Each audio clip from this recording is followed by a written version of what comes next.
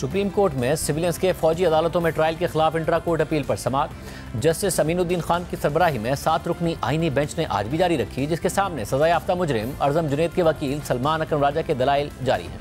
7 रुकनी आईनी बेंच में justice Jamal Mandokhail, justice Muhammad Ali Mazhar, justice Hasan Azhar Rizvi, justice Musarrat Hilali, justice Naeem Akhtar Afghan और जस्टिस शाहिद बिलाल हसन भी शामिल हैं। आज की समाअत में सलमान अकरम राजा ने दलाइल देते हुए कहा कि हर 8-10 साल बाद अदलिया को ताबे लाने की कोशिश होती है। अदलिया किसी भी वक्त कानून का बुनियादी हुकूक के तनाजुर में जायज़ा ले सकती है। जैसे अमीनुद्दीन खान ने रिमार्क दिए कि हम एक फैसले के खिलाफ अपील सुन रहे हैं। जैसे जमाल बंदुखेल ने सवाल किया कि क्या इस अपील में हम आर्टिकल 187 का इख्तियार इस्तेमाल कर सकते हैं। सलमान अकरम राजा ने कहा कि आर्टिकल 187 के तहत मुकम्मल इंसाफ का इख्तियार तो अदालत के पास हमेशा रहता है।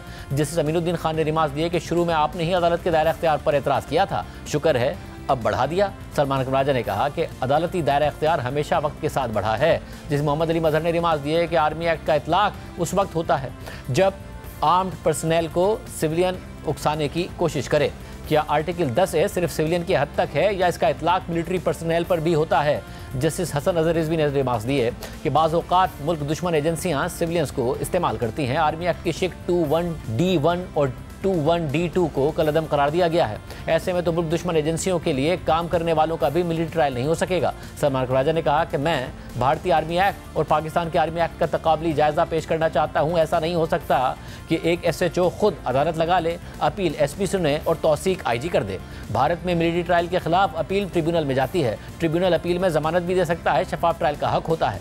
जैसे मोहम्मद अली मजहर ने सवाल किया कि क्या भारत के आर्मी एक्ट में 21D1 और 21D2 है। सलमान अकरम राजा ने जवाब दिया कि ये शिक़ें भारत में नहीं हैं। जैसे मोहम्मद अली मजहर ने मज़ीद सवाल किया कि अगर भारत में ये शिक़ें ही नहीं हैं तो आप तकाबली जायज़ा कैसे ले सकते हैं। जैसे अमीनुद्दीन खान ने रिमार्क दिए कि हमारा कानून ही अलग है, भारत का कानून अलग है। जैसे जमाल बंदुखेल ने रिमार्क दिए कि सिविलियन और मिलिट्री पर्सनल दोनों पाकिस्तान के शहरी हैं। क्या दहशतगर्दी जैसे संगीन जुर्म पर भी किसी का फौजी अदालत में ट्रायल नहीं हो सकता। सलमान अकरम राजा ने जवाब दिया कि सिविलियंस का फौजी अदालत में ट्रायल किसी भी सूरत मुमकिन नहीं है।